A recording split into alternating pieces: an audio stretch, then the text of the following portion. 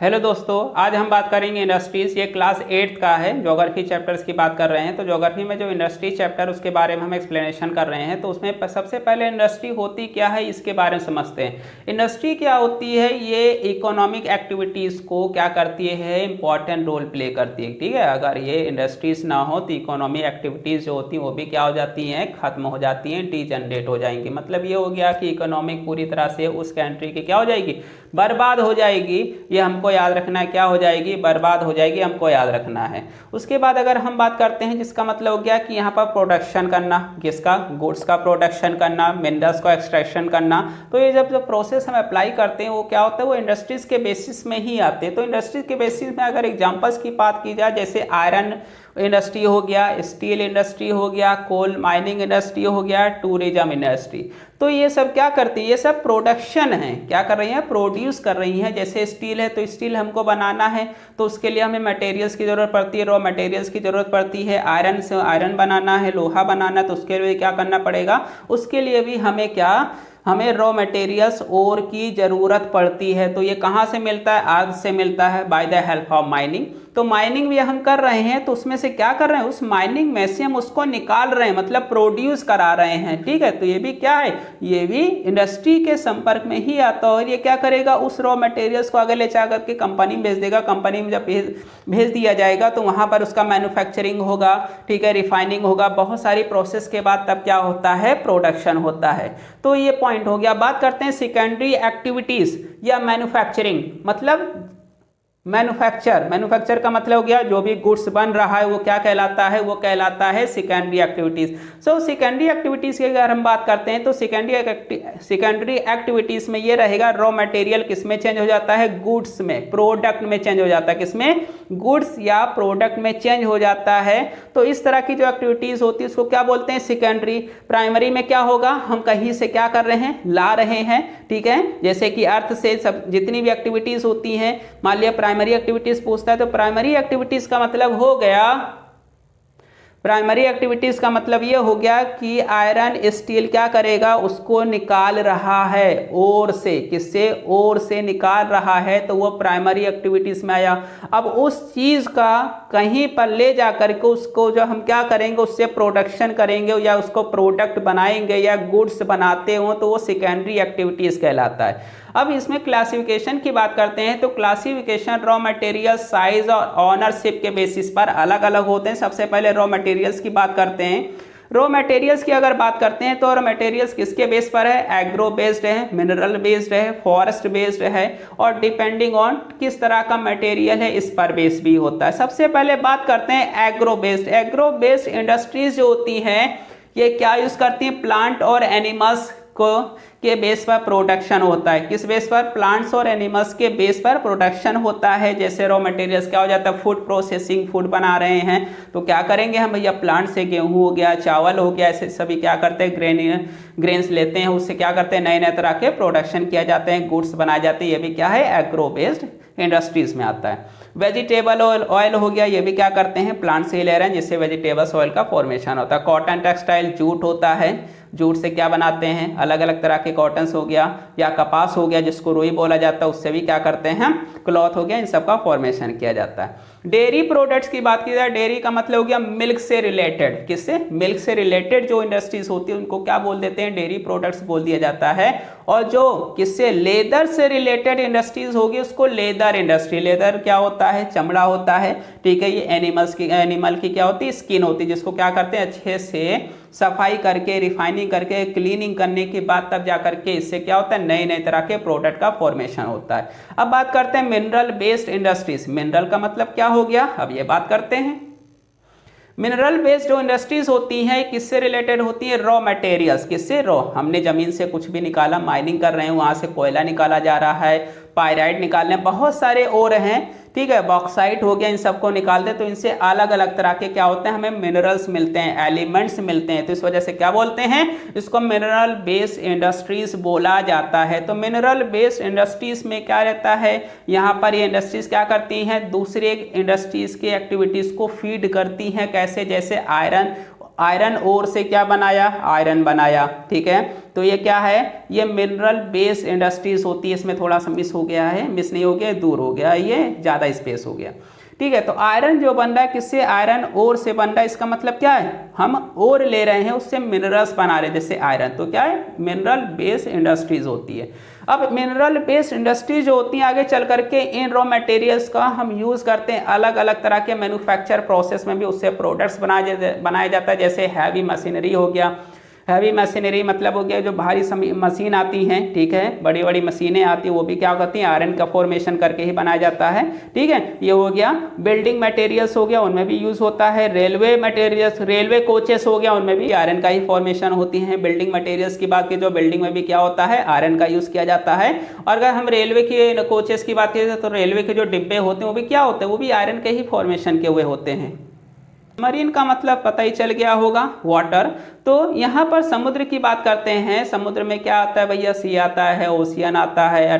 ठीक है, तो इनकी हम बात करते हैं। तो जो सी और ओशियन से रॉ मटेरियल्स हम कलेक्ट करते हैं उसको क्या बोलते हैं, मरीन बेस्ड इंडस्ट्रीज बोला जाता है। मतलब इसके बेसिस पर जो इंडस्ट्रीज होती है उनको मरीन बेस्ड इंडस्ट्रीज बोला जाता है। इस इंडस्ट्रीज में क्या होता है, सी फूड हो गया। ठीक है, ज़्यादातर सी फूड ही यूज़ किया जाता है। सी फूड का मतलब क्या हो गया कि हाँ, हम ओशियन से या फिर क्या करते हैं, सी से कलेक्ट करते हैं, उसको भी क्या किया जाता है, उसको मैन्युफैक्चर किया जाता है, उससे अलग अलग तरह के प्रोडक्ट्स बनाए जाते हैं। जैसे फिश ऑयल हो गया, और फिश फूड भी हो गया, मछली हो गई, फिश हो गया, ऑक्टोपस हो गया। इनको क्या करते हैं, कलेक्ट करके उसके बाद इनको बढ़िया रेस्टोरेंट में पका करके लोगों को खिलाते हैं।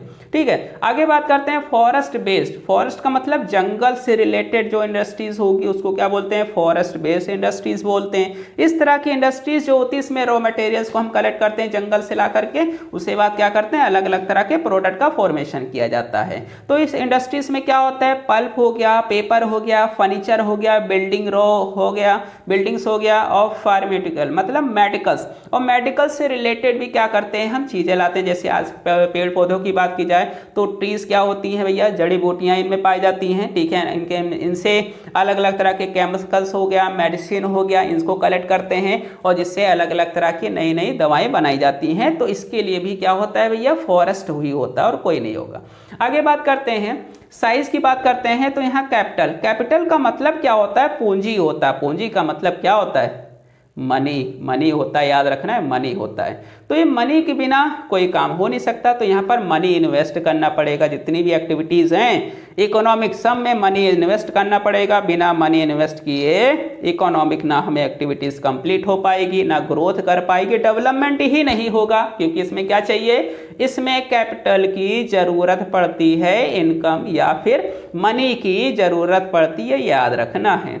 ठीक है, तो इस बेसिस पर हो गया। दूसरा क्या चाहिए हमको, नंबर ऑफ एम्प्लॉय भी चाहिए, क्योंकि बिना अगर मनी है तभी एम्प्लॉय भी पॉसिबल हो सकता है। मतलब क्या हो गया, मजदूर हमें चाहिए, एक पैसा चाहिए, मजदूर चाहिए और प्रोडक्शन भी चाहिए। ठीक है, मतलब कि जिस चीज़ से हमको बनाना है वो भी चाहिए, रॉ मटेरियल्स भी चाहिए। इनके बिना क्या होगा, इंडस्ट्री नहीं चलेगी, ये याद रखना है। तो अगर स्मॉल साइज इंडस्ट्रीज की बात की जाए तो आगे चल करके उसको दो में डिवाइड कर दिया गया है। एक तो स्मॉल स्केल इंडस्ट्रीज होती हैं, एक large industry. Small scale industries में कौन आता है, कॉटेज आता है। कॉटेज का मतलब क्या हो गया, कॉटेज हो गया। या फिर हाउस होल्ड इंडस्ट्री, मतलब घरों में जैसे सामान बनाया जाता है उसके बाद क्या जाता है, मार्केट में भेजा जाता है, बेच दिया जाता है। तो इसको स्मॉल स्केल इंडस्ट्री मतलब हाई फाई इंडस्ट्रीज की कोई इसको जरूरत नहीं पड़ती। एक छोटा सा कमरा है, उसमें आराम से हम क्या कर रहे हैं, छोटी छोटी चीजें क्या कर रहे हैं, बना रहे हैं, उसको क्या करते हैं, मार्केट में सप्लाई किया जा रहा है। तो ये भी क्या था, ये स्मॉल स्केल इंडस्ट्रीज हैं, ये भी इकोनॉमिक एक्टिविटीज में आती हैं। ठीक है, मतलब आर्टिशियंस हो गया, मतलब हाथों से बनाया गया, ज़्यादा हाई फाई मशीन की यहाँ पर जरूरत नहीं पड़ती है। स्मॉल स्केल इंडस्ट्री जो होती है इसमें कम से कम पूंजी लगानी पड़ती है, कम से कम पैसा भी देना पड़ता है, कम से कम टेक्नोलॉजी की भी जरूरत पड़ती है। अब बात करते हैं लार्ज स्केल इंडस्ट्रीज। तो लार्ज स्केल जो इंडस्ट्रीज होती हैं ये कैसी होती हैं, इनमें प्रोडक्शन भी क्या होता है, काफ़ी होता है। बड़ी बड़ी कंपनियां होती हैं, देखते होंगे कि अलग अलग एरिया में बड़ी बड़ी कंपनियां लगी रहती हैं, इंडस्ट्रीज बनी हुई होती हैं। तो क्या उनका प्रोडक्शन भी क्या होता है, लार्ज अमाउंट में होता है। तो यहाँ पर पैसे जो है, मनी जो है, उसका भी इन्वेस्टमेंट क्या होता है, ज़्यादा होता है। अगर कम इन्वेस्टमेंट करेंगे तो ये कंपनी चलेंगे नहीं, क्योंकि हमने हाई फाई खोली है तो उसके लिए हाई फाई पैसा भी चाहिए। यहाँ पर ये पॉइंट होता है। टेक्नोलॉजी भी अच्छी चाहिए, सुपीरियर भी होना चाहिए, मतलब इन सब चीज़ों को हमें बहुत ज़्यादा एडवांस में यूज़ करना पड़ेगा, तब जा करके तो मनी और टेक्नोलॉजी बहुत ज़्यादा ज़रूरत पड़ती है इकोनॉमिक एक्टिविटीज़ को प्ले कराने के लिए। आगे बात करते हैं एग्जांपल्स की, जैसे बात कर लेते हैं ऑटोमोबाइल्स हो गया, ऑटोमोबाइल्स क्या हो गया पता ही सबको, ठीक है, और हैवी मशीनरी हो गया, तो ये क्या होती है लार्ज इंडस्ट्रीज, कार हो गया, मोटरसाइकिल हो गया, सब क्या होती है लार्ज इंडस्ट्रीज बनती हैं, छोटी मोटी घर में नहीं बना पाएंगे, ठीक है, नहीं तो सबके घर में एक इंडस्ट्री खुली हुई होती ये। अब बात करते हैं ऑनरशिप, ऑनरशिप का मतलब खुद का, तो ओनरशिप के बेसिस पर इंडस्ट्रीज को आगे चल करके डिवाइड कर दिया गया, कौन से एक प्राइवेट सेक्टर होता है, एक स्टेट ओन या पब्लिक सेक्टर होता है, या जॉइंट सेक्टर होता है, कोऑपरेटिव सेक्टर होता है, ठीक है, ये हमको याद रखना होता है, ठीक है। पब्लिक सेक्टर जिसको स्टेट ओन बोल दिया जाता है, जॉइंट सेक्टर बोला जाता है, कोऑपरेटिव, ये सेक्टर्स होते हैं। प्राइवेट सेक्टर में क्या होता है, मतलब एक इंडिविजुअल्स या फिर एक ग्रुप ऑफ इंडिविजुअल्स क्या करेंगे, उस फैक्ट्री को इंडस्ट्रीज को चलाएगा, तो उसको क्या बोलते हैं प्राइवेट सेक्टर, मतलब वो किससे रिलेटेड, गवर्नमेंट से रिलेटेड नहीं रहेगा। पब्लिक सेक्टर का मतलब हो गया कि यहाँ पर गवर्नमेंट के द्वारा उसको इंडस्ट्री को चलाया जाएगा, यहाँ पर गवर्नमेंट का क्या होगा हस्तक्षेप होगा, वो देखेगी क्या कैसे कार्य हो रहा है। जैसे हिंदुस्तान एरोनॉट्स, तो हिंदुस्तान एरोनॉटिक लिमिटेड की बात की जाए, steel authority of India limited की बात की जाए, तो ये कौन, ये गवर्नमेंट देखती है, तो हमको ये याद रखना। अब बात करते हैं ज्वाइंट सेक्टर इंडस्ट्रीज क्या होता है। ज्वाइंट सेक्टर इंडस्ट्रीज में क्या होता है, स्टेट और इंडिविजुअल या ग्रुप ऑफ इंडिविजुअल दोनों शामिल होते हैं, मतलब यहाँ पर स्टेट भी शामिल होता है और इंडिविजुअल भी शामिल होते हैं, दोनों ही शामिल होते हैं। तो इस तरह की जो इंडस्ट्रीज होती है उसको क्या बोलते हैं, ज्वाइंट इंडस्ट्रीज के नाम से जाना जाता है। इसमें जैसे मारुति उद्योग लिमिटेड, मारुति पता ही चल गया मारुति क्या होती है। कोऑपरेटिव सेक्टर इंडस्ट्री, कोऑपरेटिव का मतलब कोऑपरेट करना, तो यहाँ पर प्रोड्यूसर जो होगा वो ऑपरेटेड रहता है किसके द्वारा, by the help of producer या सप्लायर, मतलब यहाँ पर रॉ मटेरियल्स का सप्लायर से रिलेटेड होगा तभी, या वर्कर या दोनों, ठीक है, इनसे रिलेटेड होगा तभी ये कार्य होगा। मतलब यहाँ पर अगर हमें ये कार्य करना है तो रॉ मटेरियल्स किसी से मंगाना पड़ेगा, उसको किसी और के द्वारा बनवाना पड़ेगा, उसके बाद उसको लिए सप्लायर की भी जरूरत पड़ती है। तो ये सारी जो एक्टिविटीज होती हैं, ये मेथड्स होते हैं, उनको क्या बोलते हैं, कोऑपरेटिव बोल दिया जाता है, सेक्टर इंडस्ट्रीज बोला जाता है। जैसे आनंद मिल्क आजकल क्या हो रहा है, चल रहा है शुद्ध डेयरी, तो ये क्या होता है आजकल देख रहे हैं आनंद मिल्क के नाम से भी प्रोडक्शन होने लगा है, मिल्क बिकने लगा है, ठीक है। अभी तक क्या था, पराग था, अमूल था, ऐसे बहुत सारे क्या है धीरे धीरे डेवलपमेंट हो रहा है। तो ये कोऑपरेटिव मतलब यहाँ पर एक अकेला काम नहीं कर सकता, बल्कि यहाँ पर ग्रुप्स की जरूरत पड़ती है, ये बात करना है। अब बात करते हैं इंडस्ट्रीज की लोकेशन कैसे अफेक्ट करती है, भी है इंडस्ट्री के अगर लोकेशन अच्छी ना हो तो इंडस्ट्री को हमने बना तो लिया लेकिन वो चलेगी नहीं, क्योंकि वहां पर इंडस्ट्री किसी भी एरिया में बनाते तो वहां पर ये चेक किया जाता है कि वो शहर से कितनी दूरी पर है, कितना अवेलेबल हो सकता है, रॉ मटेरियल्स कितना अच्छा मिल सकता है, कितने चीप में मिल सकता है, कितने मजदूर मिल सकते हैं, सारी चीजें हमें सोचनी पड़ती हैं। तो यहाँ पर रॉ मटेरियल्स हो गया, लैंड हो गया, वाटर हो गया, लेबर्स, ये सब चीज़ों की हमें क्या करती है जरूरत पड़ती है। अगर ये सब अच्छे से है उस एरिया में, इसका मतलब हमारी इंडस्ट्री क्या होगी, नंबर 1 पर रहेगी। अगर ऐसा नहीं हुआ तो इंडस्ट्री ऊपर जाने की जगह पर कहाँ जाएगी, नीचे आ जाएगी और फिर बर्बाद हो कर देगा, ठीक है। आगे बात करते हैं इंडस्ट्री जो होती है भैया क्या करती है, फैक्टर्स अवेलेबल होती है, इनके बिना हम इंडस्ट्री लगा नहीं सकते, मतलब लगाएंगे भी तो महाबेवकूफ़ कहलाएंगे।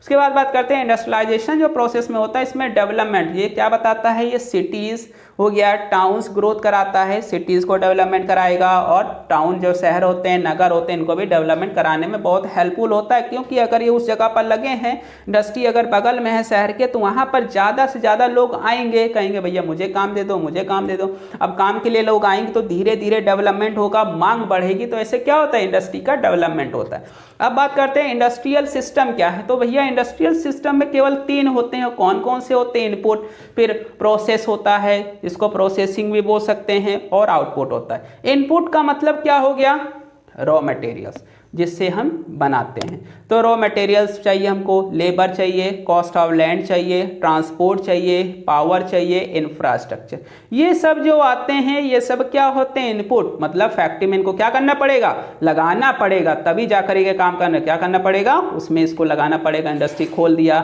रॉ मटेरियल्स लाए, रॉ मटेरियल्स लाने के बाद उसमें हमें करंट देना पड़ेगा, पावर देना पड़ेगा, मजदूर को ढूंढना पड़ेगा, पानी चाहिए, सब कुछ चाहिए। मतलब इनपुट हो रहा है। अब उसके बाद जैसे ही ये सब तैयार हो जाता है, धीरे धीरे क्या हो जाता है, रॉ मटेरियल्स को किस में कन्वर्ट कर देते हैं। यहाँ पर मैट्रिया हमने लिख दिया है, यहाँ पर एल होना चाहिए था, ठीक है, एल होना चाहिए तो यहाँ पर एल होना चाहिए, ठीक है, ये हमको याद रखना है।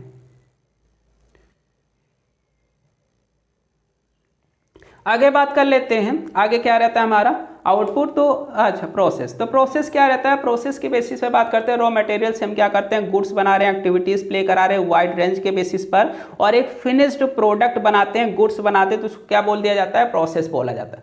अब उस एंड प्रोडक्ट को क्या करना है, आउटपुट करना है।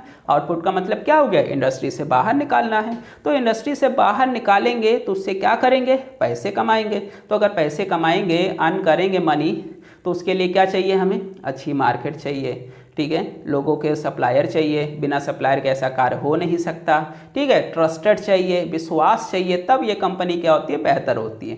तो उस बेसिस पर अगर बात की जाए, जैसे कि ये केस है, केस क्या है, टेक्सटाइल इंडस्ट्रीज। तो टेक्सटाइल जो इंडस्ट्रीज होती हैं वो क्या होती हैं, टेक्सटाइल इंडस्ट्रीज की बात की जाए तो टेक्सटाइल इंडस्ट्रीज की बात की जाए, टेक्सटाइल में जैसे इनपुट आते हैं, इनपुट में क्या है, कॉटन चाहिए, लेबर चाहिए, फैक्ट्री चाहिए, ट्रांसपोर्ट कॉस्ट चाहिए कि कितना ट्रांसपोर्ट कॉस्ट होगा।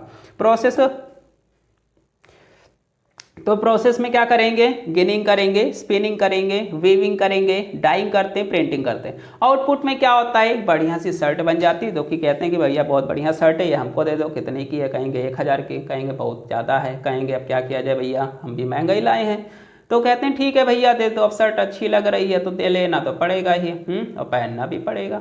तो यहाँ पर क्या, ये आउटपुट, तो ये सारी प्रोसेस के बाद क्या होता है, शर्ट का फॉर्मेशन हो गया, तो इसे क्या कहलाता है, इकोनॉमी एक्टिविटीज़। तो यहाँ पर देख रहे हैं एक शर्ट को बनाने में कहाँ कहाँ से टहल टहल करके आए हुआ है, ठीक है, रॉ मटेरियल्स कहाँ से आया होगा पता नहीं, लेबर कहाँ से आएंगे पता नहीं, तो ये सारे प्रोसेस मिल करके क्या बनाती है, एक इकोनॉमिक एक्टिविटीज़ बनाती हैं, इनके बिना ये कार्य नहीं हो सकता। तो यहाँ पर हमें क्या चाहिए, सारी एक्टिविटीज़ हमको चाहिए, बिना एक्टिविटीज़ के कोई भी रोल प्ले नहीं हो सकता, कोई भी रोल प्ले नहीं हो सकता ही, हमें याद रखना है। Primary activities, secondary activities, tertiary, तो ये सब बहुत ज़रूरी होती हैं। इसके बाद हम नेक्स्ट वीडियो में इसी के टॉपिक की बात करेंगे, इसके आगे का। तो आज ये वीडियो यहीं पर समाप्त होता है।